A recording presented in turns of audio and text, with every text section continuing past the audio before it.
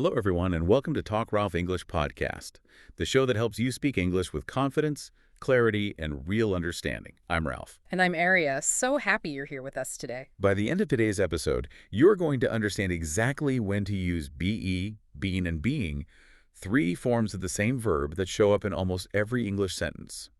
You'll understand modal verbs, the present perfect tense, the passive voice, and how to use being as a noun. These are the building blocks of real English fluency. And here's what I love about this episode. By the time you finish watching, you won't just know the grammar rules. You'll be someone who actually feels when to use the right form. You'll hear a sentence and just know. That's the difference between memorizing English and truly speaking it. So, we use these words constantly, right? Yeah. Literally all day long. But if you stop and look closely at the verb to be, it's functionally chaotic. Oh, completely chaotic. Yeah, it's hard It to- really is. Like, you think about a regular English verb, something like walk. It has a highly predictable, logical set of variations. You have walk, walks, walked, and walking. Right, just four forms, nice Yeah. and tidy. Exactly. 4 forms. And even our irregular verbs usually cap out at, maybe 5 forms. Usually 5 at the absolute most. But this specific base form, the word be, is the head of this massive, totally unruly family that contains 8 completely distinct variations. Wow, yeah, 8. You've got be, am, is, are, was, were, being, and been. I mean, the obvious question isn't just how we use them, but why does this one verb require twice as much structural vocabulary as anything else in the language? It's like an overachieving actor that just refuses to be typecast, constantly changing costumes depending on the scene. I love that analogy. And, well, to answer why it has 8 forms, we actually have to look backward. Because this isn't just a random English quirk. Okay, so what is it? It's a linguistic phenomenon called suppletion. The verb to be is essentially, well, it's a Frankenstein's monster of grammar. A Frankenstein's monster. How so? Yeah, so over thousands of years, starting way back in Proto-Indo-European, English speakers essentially smashed 3 entirely different ancient verbs together to form one superverb. Wait, really? 3 different verbs? Yep. The am and is forms come from one ancient root. The was and were forms come from another entirely different root. And the be, been, and being forms spring from a third root, which originally meant to grow or to become. Oh, wow.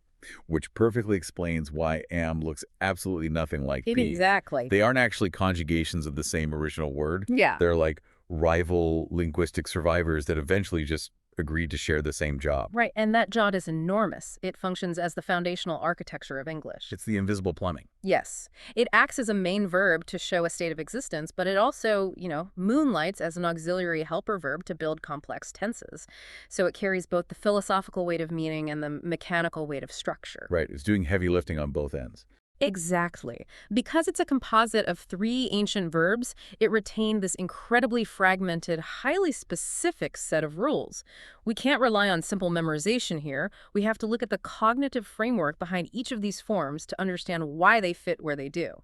Before we go any further, if this is already making sense to you, do us a favor. Hit that like button, share this episode with a friend who's learning English, and if you haven't subscribed yet, now is a great time.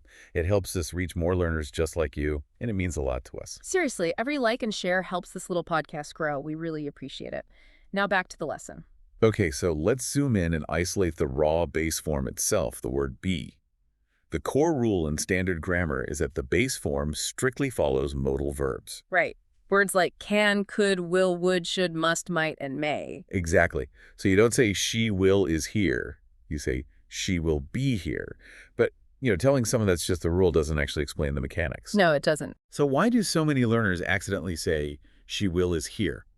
What is the historical or structural reason that modals lock the next verb into its absolute rawest form? Well, it goes back to how those modal verbs function in Old English. Today, we think of words like will or can as tiny little auxiliary helpers. Right, just little grammar tools? Yeah, but originally they were powerful main verbs with distinct meanings. Will comes from a verb meaning to want or to desire, and can comes from a verb meaning to know how. Okay, so they carried a lot more weight. They did.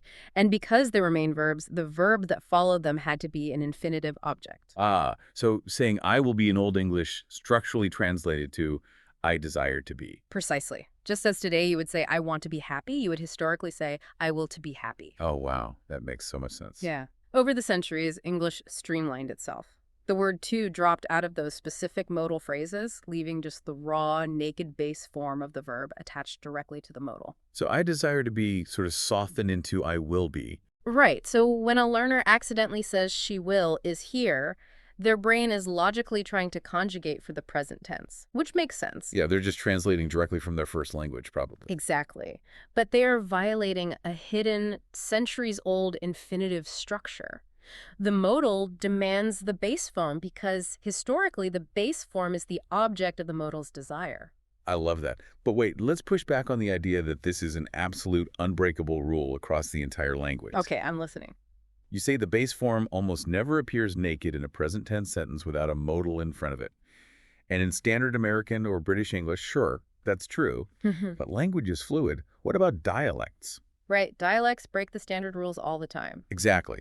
If we look at African American vernacular English, for example, we see the base form used all the time without a modal. Someone might say, he be working. Oh, that is a brilliant point to bring up because it perfectly highlights how different grammatical systems utilize these tools to fill cognitive gaps. How so? Well, standard English actually lacks a clean, single-word grammatical structure to express habitual aspect. Habitual aspect meaning an action that happens regularly, but maybe isn't happening right at this exact second. Right. In standard English, you have to add an adverb. You have to say, he is usually working, or he is always working. And African American vernacular English solves that inefficiency by utilizing the unconjugated base form. Yes. He be working doesn't mean he is working right now. It means he is frequently habitually working. It takes the base form, which remember stems from that ancient root meaning to exist or to become, and uses it to establish a permanent, ongoing state of being. Yes, which proves that the base form is deeply connected to states of permanence and possibility.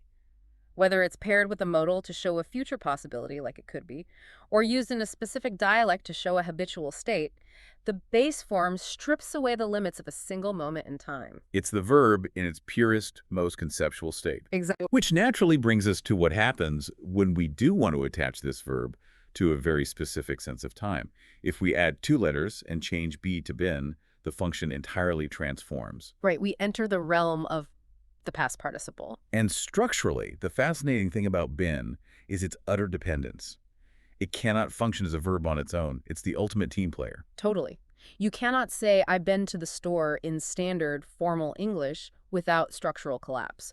It requires a form of have, like have, has, or had acting as its anchor. I always shudder when I hear those common mistakes, like I have was there or I have went. Oh, it hurts the ears a little bit, yeah. It really does. But it shows how tricky the perfect tenses are.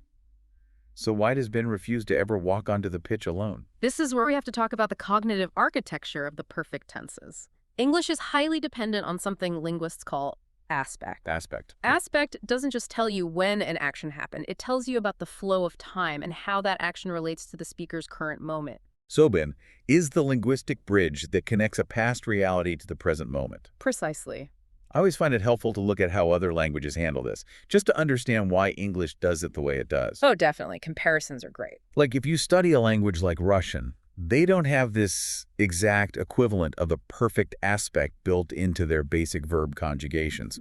A past action is generally just a past action, and they might rely on context or prefixes to convey nuance. Right, whereas English builds an entirely separate grammatical lane for it. And that lane is constructed by pairing the possessive verb have with the past participle been. Let's analyze the psychological difference there. If you say, I went to London, you are pointing to a closed, finished thought on a timeline in the past. The action is dead and buried. Right.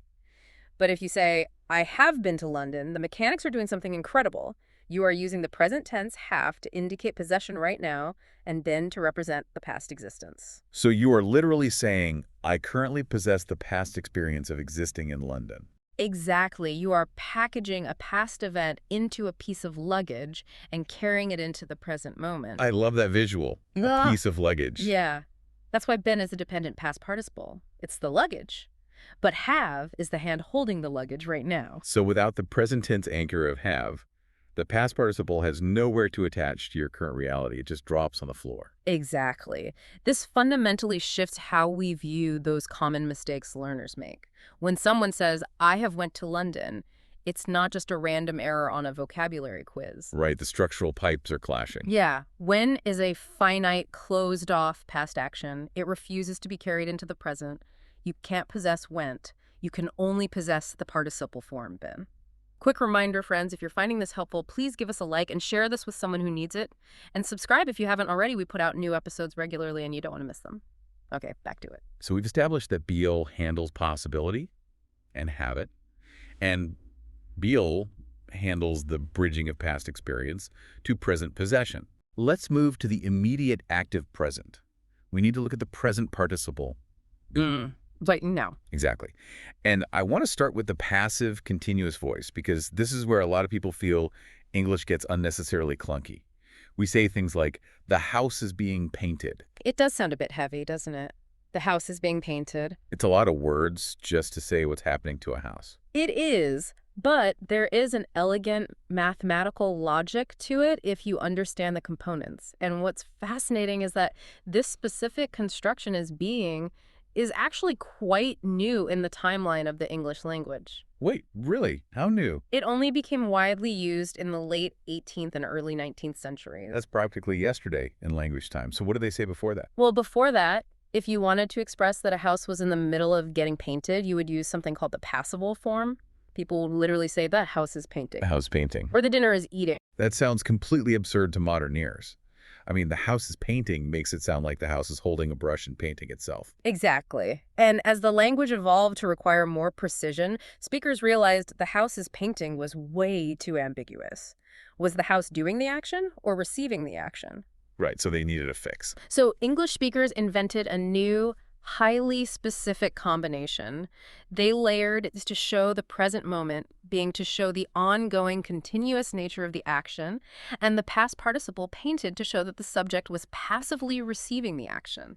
Wow. Okay, so is for the present moment, being for the continuous process, and painted for the passive reception. Yes. It's like stacking 3 different camera filters on top of each other just to get the exact right lighting for the sentence. That's a great way to put it. When you understand the history of why that was invented, basically to stop houses from sounding like they were painting themselves, it stops feeling like a clunky grammar rule and starts feeling like a brilliant piece of linguistic engineering. It is engineering. And being doesn't just engineer complex verb tenses. It has another entirely different function that carries an incredible amount of philosophical weight. Oh, what's that? It acts as a gerund. By adding ing, English allows us to take a verb and turn it into a concrete noun. Oh, yes. This is my favorite aspect of this entire verb family. It's almost poetic. It really is. Think about the cognitive leap required to do this. We can say something like, being honest is difficult. We've taken the abstract, invisible concept of existing truthfully, and we've poured it into a grammatical mold to create a tangible subject. Yes. Being honest sits in the sentence exactly the same way the rock or the car would. We literally objectify existence. You do. And once it functions as a noun, it follows all the rules that nouns follow. For instance, nouns follow prepositions. You say, thank you for the gift. Right. Because being acts as a noun, we can slot it into that exact same structural position and say, thank you for being here. It's structurally identical. And you would never say thank you for being here. No, never. Because a preposition requires an object. Being is the only form of the verb that can solidify into an object. Incredible. Okay, so we've broken down the deep mechanics of these 3 forms. Let's do a rapid-fire comparison. I want to put these into a matrix to prove to you, the listener, how distinctly they operate and why swapping them fundamentally breaks the cognitive logic of the sentence. Ooh, a quiz format. Let's do it. All right, I'll set up the linguistic scenario and you give me the structural solution. Ready? Ready? Scenario 1. We have a continuous ongoing process where the subject is passively receiving an action right now. You must use the present participle. The room is being cleaned. The ing marks the ongoing process. Perfect. Scenario 2. We need to package a past event and carry it into the present moment as a possessed experience. That requires the past participle. I have been to Paris. Your partner been with have to build the bridge. Exactly. Scenario 3. We are expressing pure possibility or instruction following a modal verb that historically demanded an infinitive object. You drop back to the rawest root. You should be confident. The modal locks it into the base form. And the final scenario. We need to turn the abstract concept of existence into a tangible noun that can act as the subject of our sentence. We return to the gerund. Being honest is right. The ing form crystallizes the action into an object. You nailed it. When we lay it out like this, the idea of just memorizing grammar rules feels so inadequate. It really does. It's so much deeper than that. What we're really doing is learning how to manipulate time, possession, and reality. If you use the wrong form, you aren't just breaking a rule in a textbook, you are sending a conflicting signal about how an event interacts with the flow of time. And that's the transformation we talked about at the beginning. When you understand the why behind the structure, like why modals evolved to require the base form, or why have acts as an anchor for past experiences, and why we invented complex, continuous passives, you stop translating word for word. Right. You start seeing the architecture. You start to actually feel the language. And before we wrap up this deep dive, I want to leave you with a deeper, slightly provocative question to ponder on your own. Oh, I like these. If this single verb family is uniquely responsible for expressing possibility, lived experience, and the active present, how might that heavy reliance on these specific structures shape the way English speakers fundamentally perceive time and existence? Wow. Especially when you compare it to speakers of languages with entirely different verb frameworks. Just something to chew on. That is fascinating to think about. It really is. Thank you so much for spending this time with us today. If this episode helped you, and I really hope it did, please leave us a like, share it with a fellow English learner, and subscribe to Talk Ralph English Podcast so you never miss an episode. We are here every week, and we are here for you. We'll see you in the next one. Keep going. You're doing amazing. And remember, be confident. You've been working hard, and you are being the best English learner you can be. See you soon.